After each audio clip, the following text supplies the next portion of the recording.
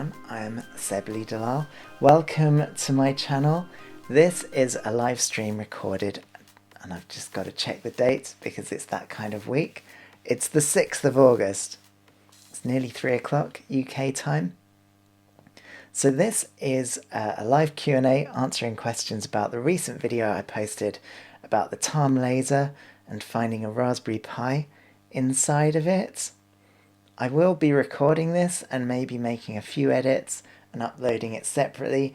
So if you're watching the live stream now, hi, in real time. And if you're watching the recording, how's the future going for you? I'm such a dork. All right, shall we get on with the business at hand? Let's answer some of your questions. Okay, so here's the first question from regular subscriber Kenny Haycox, who joins me a lot on these live streams. Hi Kenny, hope you're doing well. Kenny's question: prior to finding the Raspberry Pi in the laser, would you normally expect the system to be run by microcontrollers or by some kind of CPU running a real-time operating system? It's a great question, Kenny, and it's a great one to start off because it's quite an overview. But let's start off with display lasers. Do you need any kind of microcontroller inside a display laser, inside an ILDA controlled display laser? And the answer is no. You don't necessarily need any microcontrollers because it is basically an analog system. So the ILDA interface, let me see if I've got one. I've got a box of laser controllers over here. Just let me pull one out. So this is a laser controller. It's the EtherDream. Check it out. This is the new EtherDream, EtherDream 3. I'll probably do a video about EtherDreams soon if you're into that. So this takes a digital signal over the network, converts it into the analog ILDA signal, and you can see it's a DB25 from old school computers. It's a D-sub, 25-pin D-sub. There's pins on there which provide levels for the red, green and blue components of the laser. There's a couple of levels for the X and Y position of the laser and a few other bits and pieces as well. The spec is online if you're interested. But this is an analog output, right? So inside the laser, you don't need any digital processing necessarily. You can literally just take the signals here, amplify them, put them to the scanners, put them to the laser diodes. There you go. It's, you know, a display laser could and is often a very simple device. Often you'll get little displays on the back of a laser and a little like rotary control and maybe a button or two, and you'll be able to go through and adjust the settings in the laser. Things like the output power, red, green and blue, the size and shift, the X and Y flipping so you can reverse the output horizontally or vertically. And often you get sort of simple DMX controls that you can adjust in there. So a lot of lasers you can plug in a DMX, you know, it's the lighting controller system. So you can plug in a DMX cable into the back of your laser, and often these little displays will let you adjust like DMX settings and stuff like that. So often you'll get like an extra little system in there. But do you need a CPU running a real-time operating system in a laser?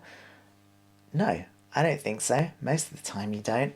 So that's kind of why it's silly to have a Raspberry Pi in the laser, right? That's kind of, yeah, it's too much, right?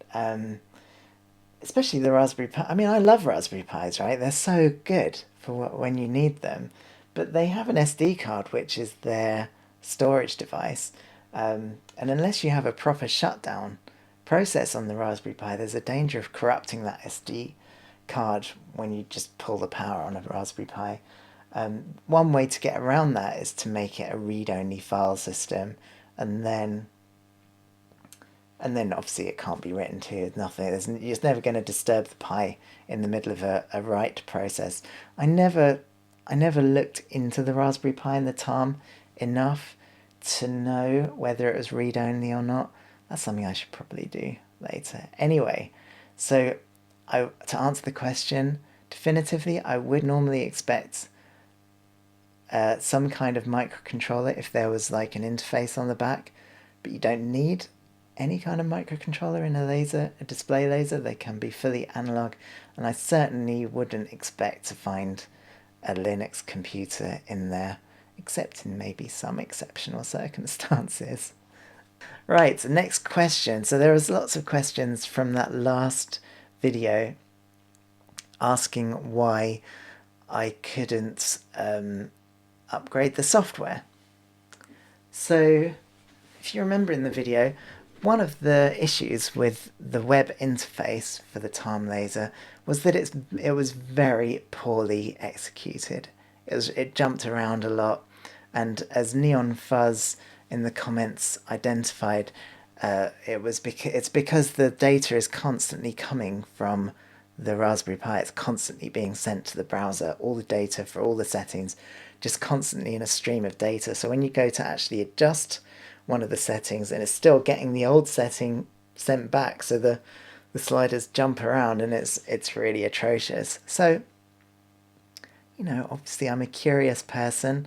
I've done a lot of web interface programming. If you've seen the Laserlight City project, have a look back in some of my videos. I've got a video about the backstory of Laserlight City, but that project, you control big sky lasers through a phone, and that's just through a web interface. So I've done web interface programming before, so I could rewrite their system to be less atrocious.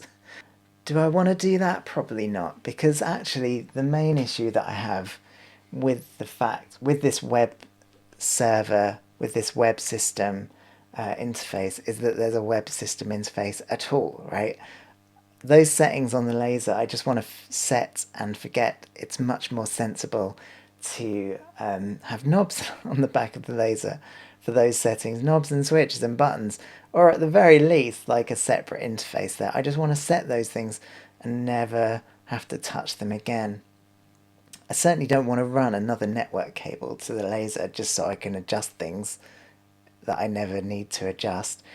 Even worse, I discovered that when I have the web interface open and I turn off the laser, sometimes it corrupts those settings, right? So the X size or the Y size would be shrunk down to nothing. So next time I turn my laser on, like, all the settings would be wrong, and then I'd have to like plug in a network cable just to get it back to normal again.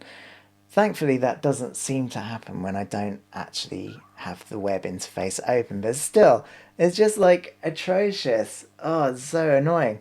Can you imagine getting to a gig and rigging your laser up really far away, realizing that the settings are wrong, and then you don't have a network cable to, just, anyway, atrocious.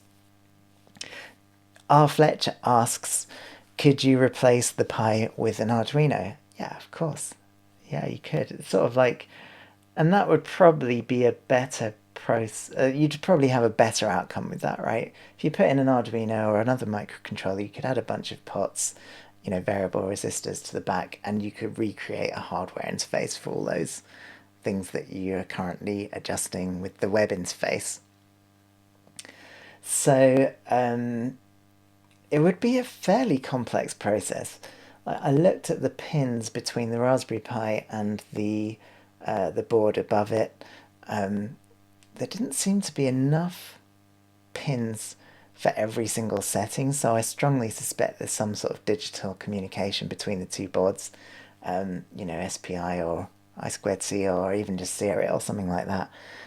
So I'd have to decode all of that, and I'm a very curious person, and part of me really wants to do that whole thing, but I have to also be somewhat protective of my time. I've got a lot of projects coming up, and I've spent a lot of time on this YouTube video for that laser already. I have to draw the line somewhere, so I'm very curious about whether I could fix the web interface. I'm curious about if I could replace it with an Arduino or just change it completely.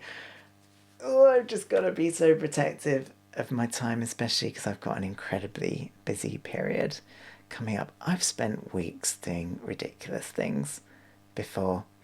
if I'm going to spend weeks on something, surely I'd be better off spending weeks putting a real laser in a Nintendo light gun. Video coming soon. Or or what else? Or fixing a ancient guitar that's that needs a complete rework. Video already exists. So yeah, I could replace it with a Pi. I could fix the web software. I've got to watch. I've got to watch myself. I've got to protect my time. Mike's Electric Stuff asks, he instructed me to take it apart. I said, what? He said, the Ether Dream. It's funny, actually, Mike, I did open this up recently. What do you think? Do you want to see inside the Ether Dream? Yeah, I bet you'll... Well, let me know in the comments if you want me to open this up live on air, and we'll do it. Roel asks, have I created a backup of the SD card? No, I have not. I probably should. Can you imagine? Yeah, since it seems Roel also says, actually, yeah, it's writing to the SD card every change. Of course, it would be remembering those settings, so it can't be a read-only SD card. That sounds bad. I suppose one of the options is that the SD card could have a read-only partition for the system, and it could have a writable partition for the settings. I would hope so. People reacting to my comments about the laser gun. It's one of my absolute favourite projects. I'm going to save that for a future live stream. So if you hit the subscribe button, click on that bell, all that YouTube nonsense, and then you'll be the first person to know about it. Okay, let's have a look. Ian Lade asks, what brands of lasers are you purchasing for your projects nowadays? Well, that's a very interesting question. Do you want to know about every laser I've bought? What do you think? The first laser I bought was a Laser World laser, RGB 1000, CS1000 RGB, I think was the name. It was my first laser, so I didn't really know what to expect. It was less than £1,000, I think, but it was quite a disappointing laser. I don't know what they're like now. I should probably check the modern versions, but certainly that model was a huge disappointment. The thing I didn't realise was that it actually has, and I was very new to lasers. I didn't even really know what to expect, but the laser colours couldn't be varied at all, so they were either just on or off. I think that's usually described as TTL in the specs, so watch out for that. I mean, you might not think it's a terrible problem to have all of the lasers like on or off, but actually it is when you're working at home, because it means that your laser is just on full power the entire time, right? So it can be quite hard and tiring to look at.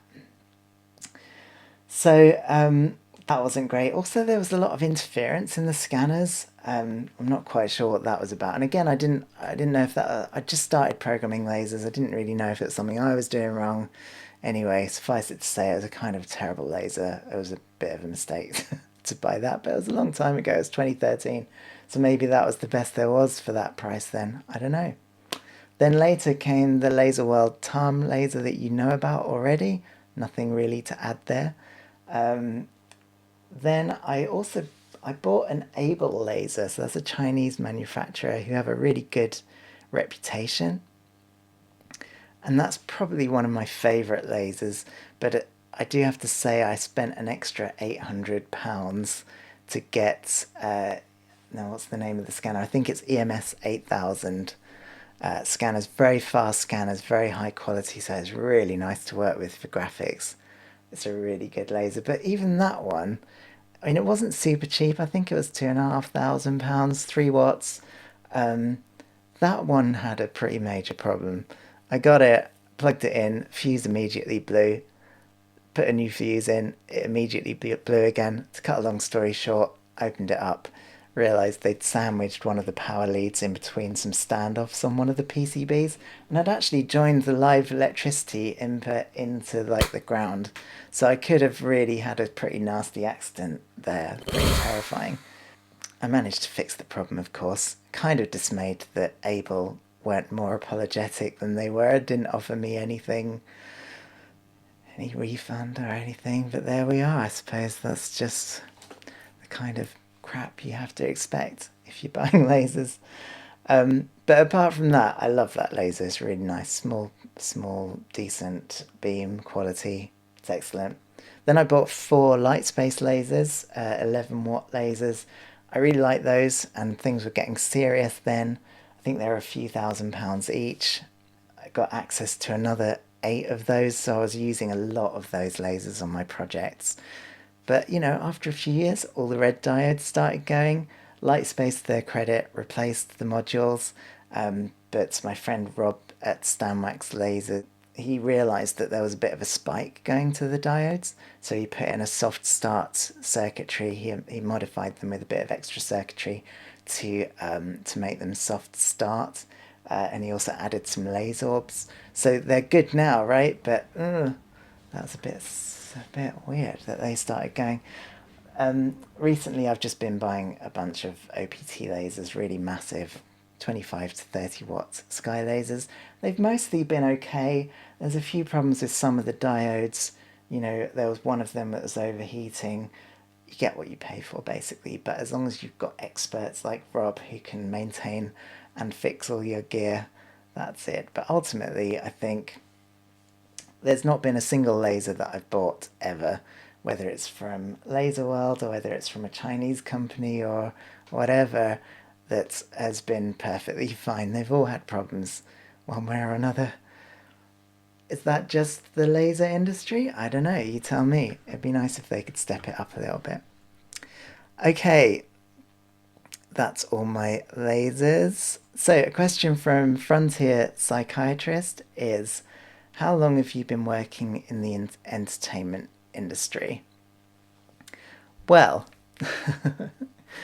I'm going to interpret that question as, how long have I been working on interactive light display projects? Because I've been doing entertainment adjacent things for my entire life. Whether it's working in theatres, being in a band, I know, TV stuff, music production. I've done a lot of entertainment adjacent things.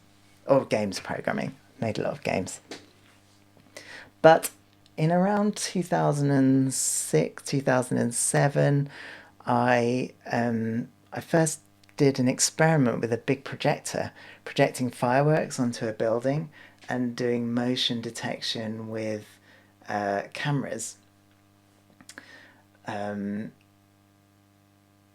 actually that was made in Flash, right? So it's a very small budget, only a couple of grand, I think. Rented a big projector, it's got it all working, and it was quite rudimentary the first time I did something outdoors. And it was such a thrill because I'd been making computer games, and I guess intellectually I knew that thousands, if not millions of people were playing my games. It felt very removed, right? I never really got any feedback from that, right? It always seemed quite an abstract thing. So if I could just set up this thing in a space and there's a few hundred people there and it's making a really exciting event and something a bit different and a vibe, to use a cheesy word, that's a really cool, I don't know, it just captured my imagination and I knew that I wanted to do more. But I ran a company then making computer games. I couldn't just leave my company and do that. So it waited until like 2012 before I did it again. I'd sold my company to my partners by then. So I was exploring my own kind of interests. Yes, I made Pixel Pyro's interactive fireworks display. And the following year, 2013, was when I decided to add a laser to that. So it was up to then just being projected with ordinary pixel projectors, but I thought, can I just pick out bright spots with a laser? And that's when I started programming lasers. And really, so that was like the start of my career properly in 2012. Started working with lasers in 2013. So yeah, up until now, I suppose it's just got bigger and bigger and bigger. For many years, one laser per project was kind of all I could afford.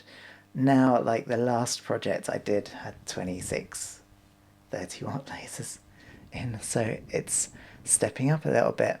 Yeah, so I hope that answers that question. Rathan, games programming. Rathan was also in the games programming industry for a bit. It can be pretty rough. That's for another time, I think. Rathan discovered me from the Steve Mold video. That's great. Those collaborations have been really good for my channel. I should say something actually. I don't want to sound like I'm whining because I'm really not whining. My YouTube channel is doing great. I've got nearly 12,000 subscribers. All my videos get 1,000 or so views, except like I think the Steve Mold ones had 100,000 or something. So yeah, everything's going great. But I do notice whenever I post a video that I lose a few subscribers. I think that's probably because most of my videos are just quite niche, right? A little bit nerdy. So people coming to me via Tom Scott or Steve or someone else, like maybe just thinks, oh, it's too nerdy for me, and unsubscribes. That's fine. You know, I don't hold it against you. But if you're not subscribed and you're into this nerdy comment and you're into this nerdy content, yeah, why not subscribe? Just keep those numbers up. It's funny, they go down a little bit when I post and then creep up again. But I can't get over like 11,780 or something. It just keeps... We're all at the mercy of the YouTube algorithm, but I refuse to pander to it, right? I refuse. If you ever see a thumbnail like this, just send me a strongly worded message. So let's close it out by saying thank you so much for joining me today. I really hope you enjoyed it. If you like this sort of content, please do subscribe. And yeah, I'll see you on the next one.